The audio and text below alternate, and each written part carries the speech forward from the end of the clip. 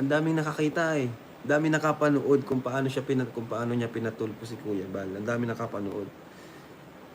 Kaya di natin makokontrol na stop, tigilan nyo na, wag niyong iba si V.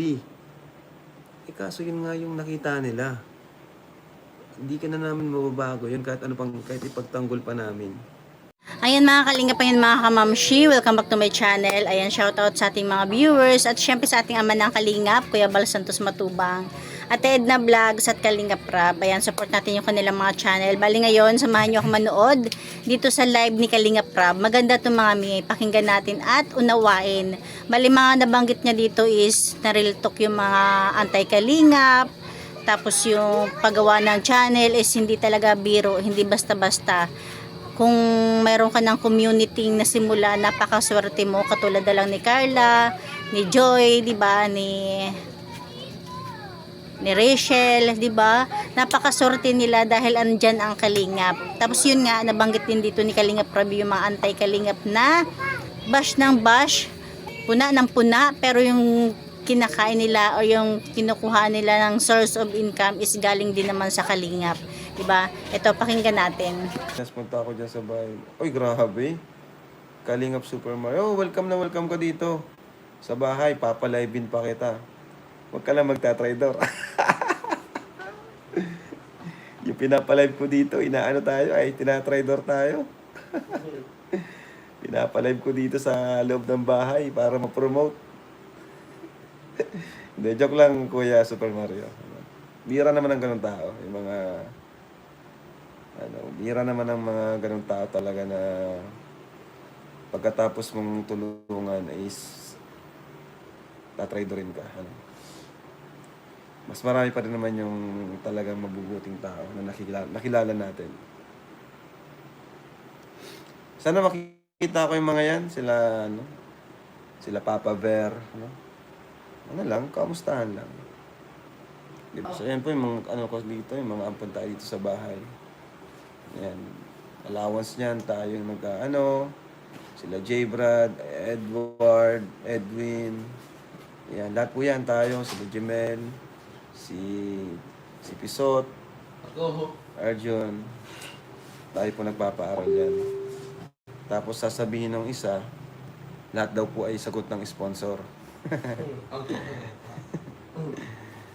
Ang bira naman. Alangan naman yung may sponsor, makialam pa tayo doon, di ba? Siyempre, kung may mga tumutulong na, ibahagi naman natin sa iba yung blessings, Siyempre, di lang naman isa, dalawa yung ating sinusuportahan. Kaya, ayun. Yung mga nandito nakatira sa atin, pagkain yan, allowance niyan, lahat po ay sagot ko po lahat. Di ba, bro? Oo. Kaya isa pa tong si Arjun, napakatakaw. Pinag-grocery pa natin yan. Oo. Diba? Tapos, sasabihin ng isang nasa ngipin yung utak, galing daw sa sponsor lahat ng mga pinapaaral natin, lahat daw galing sa sponsor. Kaya nga. Ang tinutukoy lang naman, si Carla. Si Carla lang ba yung beneficiaries natin? Carla lang ba yung beneficiaries natin, guys? Gaya nga po ng sinabi ko mga kalingap kanina, di na po natin sila mapipigilan kasi hanggang ngayon po, sila ay nagtatrabaho gamit ang kalingap, Kumbaga, di nila kayang gumawa ng sarili nilang content, di nila kayang gumawa ng sarili nilang community, di nila kayang maghanap ng sarili nilang beneficiaries. Kasi until now, kalinga pa rin. Aminin man nila o sa hindi, kalinga pa rin po talaga. Nasa loob pa rin sila ng kalinga. Kasi di nila kayang umalis sa kalinga. Kasi andito yung trabaho nila eh. Trabaho na nila yon. Ang nagkataon lang na ang content nila is yun. Siraan ang kalingap, balahurain ang kalingap, yun ang content nila. Balawarain si Kuya Bal, ako, yun yung content nila. Pero, ang totoo po, kalingap pa rin po talaga sila. Nabubuhay sila gamit ang kalingap. Napapakain nila ang kanilang mga anak, kanilang pamilya gamit ang kalingap. sa maling paraan. Yun yung pinaka masakit na katotohanan. Kumikita sila sa pamagitan ng sa mali talaga. No? Yan. Every time nasasahod sila sa YouTube, syempre, anak, may sahod tayo sa YouTube. Kumita tayo sa paninira sa Kalingap. No? Kumita tayo sa pambabalahura kay Kuya Balo. Diba? Pasalamat tayo sa Kalingap kasi andyan sila. Paano na lang pag wala ang Kalingap, wala na tayong sisiraan, wala tayong sahod. Diba? Ganyan po ang mga anti-Kalingap. Kasi tingnan nyo hanggang ngayon, kung totoong magaling sila at mali tayo, kasi puro mali ang nakikita nila sa atin eh. Bakit di sila gumawa ng sarili nilang community? Di sila gumawa ng manap ng kaya nilang ipa-viral, di ba? Kasi sabi nila, nag-viral tayo, gawa ng mga beneficiaries. Kung ganun, bakit hindi nila magawa yun? Bakit hindi nila kayang magpa-viral? Maghanap din sila kung talagang magaling sila. No? Kasi puro yun yung sa atin na kung hindi dahil sa mga beneficiaries natin, di naman din daw tayo aangat, di tayo magba-viral. Bakit di nila gawin? Ba't di nila magawa yun? Kasi alam nilang hindi ganun kadali bilang isang content creator. Hindi ganun kadali. Kapag magba-viral ka, maraming factor, maraming kailangan. Kailangan mo, dapat syempre, presentable ka. Yung personality mo, likable ka ng mga viewers. Kasi hindi lahat talaga, hindi lahat magugustuhan ka, no? Or di lahat ng tao is for, talaga, nakalaan dyan, naka-destined dyan, no? Na maging isang sikat na vlogger. No? Dapat merong talaga makita sa iyo ang mga viewers. So, kung talagang kaya nila, nasa isip nila, madali lang kasi lahat daw ay nandito tayo sa kalagayan ngayon dahil sa mga beneficiaries natin. Bakit hindi nila magawa? Kahit paghanap lang sila ng isang mapaviral lang, no? Okay na sa akin yan. O kaya kahit magpabahay lang sila kahit isa. No? Yung pabahay na talagang sa kanila, hindi yung gamit na naman yung beneficiaries natin. Yung pabahay na nagmula sa sarili nilang scout. Hindi yung sa pinasikat natin. Bago sila magsalita, magpabahay muna sila. Ganun lang, Pero di nila kaya yun. Puro lang sila, puro salita. Puro paratang lang, puro paninira. Pero sila mismo alam nila sa sarili nila na hindi nila kaya. Akala nila yung pag-viral ni Reyna, mga beneficiaries natin, akala nila basta-basta lang yun. Diba? Siyempre dapat mag-i-interview ka niyan, mag-i-edit ka pa niyan, no? Mag-i-scout ka. Ganun po yun. Kumbaga, lahat ng effort is nasa vlogger. Hindi yan pag binlog mo is viral na kaagad. Kung ganun lang kadali, di sana marami ng viral ngayon, marami ng mabilis, marami ng charity vlogger na kilala talaga kung ganun kadali. Example na lang siya, sarili niya. Ba't di niya magawa, di ba? Pabahay nga, di niya magawa eh. Baka nga, wala nga ata siyang charity vlog. Di ba? Kahit isang charity vlog, baka nga wala siya eh.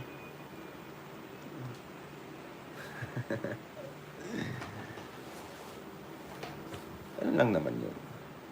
Ibig sabihin lang talaga, yung mga nila, mga pagko-content nila sa Kalingap is lang, trabaho lang po talaga. Real talk.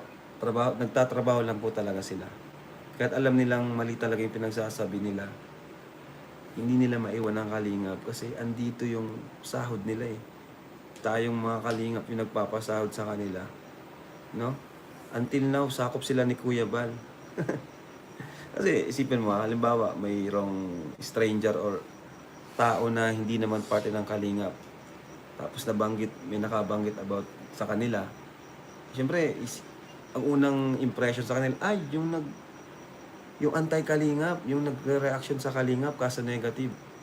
Oh, kalingap pa rin. Under pa rin sila ng kalingap. Di ba?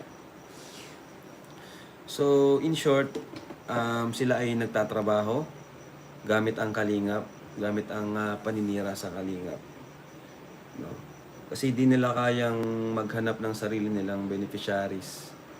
Di nila kaya. Kasi tingnan mo, example na lang si Joel Salcedo. Hanggang ngayon, hindi makamove on kay Jimel. Winakwak niya si Jimel kaso di niya nawakwak. Ganun po yun. Hanggang ngayon si Joel Salcedo is meron pa rin siyang bitterness. Gustong ampunin. Kaso, ang masaklap, sa akin nagpaampon. No? Sa akin nagpaampon si Jimel, hindi sa kanya. Panay ang banat sa atin kasi may bitterness pa rin siya kasi di niya nawakwak si Jimel. Pangalawang example, si Canoli. Pinanong wakwakin si Joy. Isa pang di rin nagtagumpay. Nasaktan. Tapos yung mga ginawa niya before, sinumbat. Kala natin, bukal sa loob yung ginagawa niya. Yung pala, hindi. Kasi sinumbat niya eh. Yung pala yung, ano niya, yung pa-dinner nga niya, di pala siya masaya noon. Bakit ngayon lang siya nagreklamo? Tayo naman, iniimbitahan lang naman tayo. Yung nga, nabigo rin siya kay Joy kasi si Joy, kalingap yan. Loyal yan sa kalingap. Yun nga, nasaktan din, naging antay. Ganun po yun, ano? Ganun mga kalingap yung mga, ganun yung katotohanan. Di ba? Kasi kung ano, magaling sila, ba't di nila maiwan ang kalingap? Sila po ay naghahanap buhay. Sila ay kumikitang pangkabuhayan. Ako naman, di man ako na, di naman talaga sa totoo, di man ako affected. Kaya baga mapapansin nyo, bira lang akong bumanat, bira lang ako magribat, di ako affected, no? Isa lang ano tayo, para naman may mga topic yung mga, ano natin, reactors, ayan. Para may topic din siya, di ba? Para may topic din yung antay. Ito, para may topic na naman sila ngayon, at least nakatulong na naman tayo sa kanila. Di ba? At least nakatulong na naman tayo sa mga antay. Ayan. Relax na naman nila to. Bago matulog, kalingap ang nasa isip nila, di ba? Hanggang sa panaginip, kalingap pa rin yun, sigurado. Panoorin nyo rin po yung ano ni Mr. Benteboy, ano, yung vlog natin kay Mr. Benteboy. Grabe yung mga sinabi nun. Ang tindi ng mga sinabi ni Mr. Benteboy. Di ba? Pinapasok sila ng walang hininging requirement si Kuya Bal, no? Pinapasok sila ng napakadali sa loob ng kalingap. Pero umalis sila ng may sama ng loob at may masamang hangarin. Di ba? Ganun lang naman kasimple. Welcome sila ni Kuya Bal dito ng walang kapalit. Pero umalis sila ng may galit. Diba? Oo nga eh. Kaya tayo namimitik din tayo paminsan-minsan. Si Kang Ngipin, ang panay sinasabi, scholars daw natin, hindi naman daw tayo nagpapaaral. Bakit? Sino ba ang kilala niyang scholar natin? Si Carla lang bang scholar natin? Diba? Dito pa lang sa bahay, ang dami ko nang kasama dito. Ang dami ko nang ampun dito. J. Brad, no? Sila Edward, Edwin, sila Jimel. Yung bago natin, si Pisot, si Arjun, no? Sila Jezabel, sila Boninay, lahat po yan. Tayo po nagbibigay dyan ng pang tuition, allowance. Lahat po yan, wala po yan mga sponsor. Ano? Wala po silang sponsor. Ang kilala niya lang na may sponsor naman si Carla. Diba? Ba't si Carla lang ba yung beneficiary ko? No? At least, si Carla, tuwing nag-vlog tayo, nagbibigay pa rin ako sa kanya. Every time na may vlog kami kay Carla, nagbibigay pa rin ako mula sa aking YouTube channel. No? Iba pa yung binibigay ng sponsors. Ano pa? Si Joy. May sponsor si Joy. Oo, alam ko may sponsor siya. At palagi kong pinapasalamat ang sponsor niya. Di ko naman tinatangi na lahat ako yan. Pero, every time na may vlog ako, nagbibigay pa rin ako dyan na mula sa akin. Mula sa aking YouTube channel. At isa pang pinakamalaki na itulong ko rin dyan is yung YouTube channel niya mismo. Na nagkaroon siya ng sariling channel, yung community natin, kumbaga shinare natin sa kanya. Di na siya magpapakahirap eh, may sarili na siyang community. May kalingap na, may community ng kalingap, andyan na. Kaya yung mga haka-haka na ginagawa ng mga anti-kalingap, na kasinungalingan, paninira sa kalingap, lahat po yan ay hindi totoo. No? Kasinungalingan. Siyempre, tinrider nga ako eh. Siyempre, doon pa lang, paniniwalaan niyo pa po ba yan? Si Kapeso, tinrider po ako niyan. Pati yan, tinulungan ko yan. Inano ko yan, promote kong YouTube channel. Lahat, ginawa ko. Winelcome, natulog pa yan ni Papa sa Lighthouse. Pero anong kapalit pala ng lahat ng yon is, yan. Yung ginagawa niya ngayon sa Kalingap. Yung pagmumukha niya is kilala na sa pangtatridor. No? Hindi na mabubura yun sa history. Gaya ng pagpapatulpo nung isang Kalingap Angel. Gaya ng pagpapatulpo nun, di na yun mabubura. Di ba?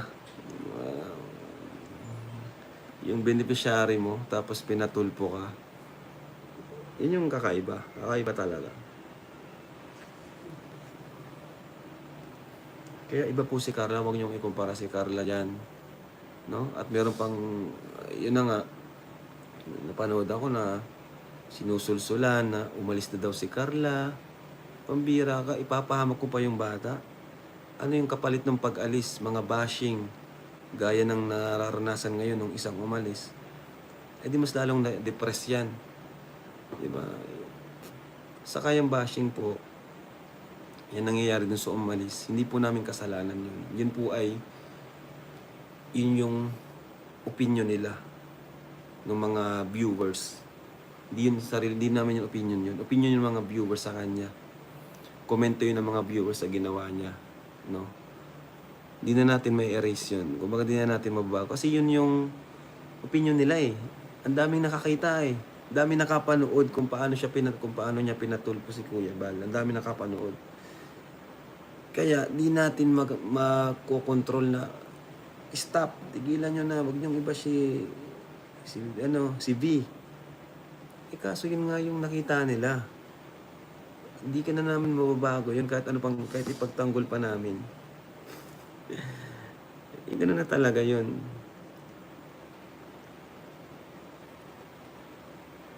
Lalo na si Joy, mas grabe ang bash sa kanya. Ay, lalo na si Joy. Grabe din ang bash sa kanya, pero nanahimik lang po siya. No? Hindi siya nagpatulpo. Partida pa niyan, madami na rin nagwakwak kay Joy, marami na rin nagplanong wakwakin si Joy. No? Pinapaalis sa Kalingap. Pero mas pinili niya ang Kalingap. No? Ganun nila binibigyan ng importansya yung relasyon, yung taong nagbago sa buhay mo nung panahong walang-wala ka. Doon pa lang iisipin mo na asan ba ako kung wala tong mga taong to? No? Yung bashing na yan, wala yan sa hirap ko noon. Parang ganun, di ba? Ganun, mag-isip ka lang ng ganun. Ano na eh. Hindi ka na matitisod eh. No? Isipin mo, ikumpara mo yung bashing na yan sa kahirapan namin noon. Mas pipiliin kong i-bash na lang kaysa yung mga kahirapan before. Di ba? Pero, yun nga, lahat naman napagdaanan yung bashing. Kaso, yung iba, mas piniling, mas piniling, ipagpalit tayo.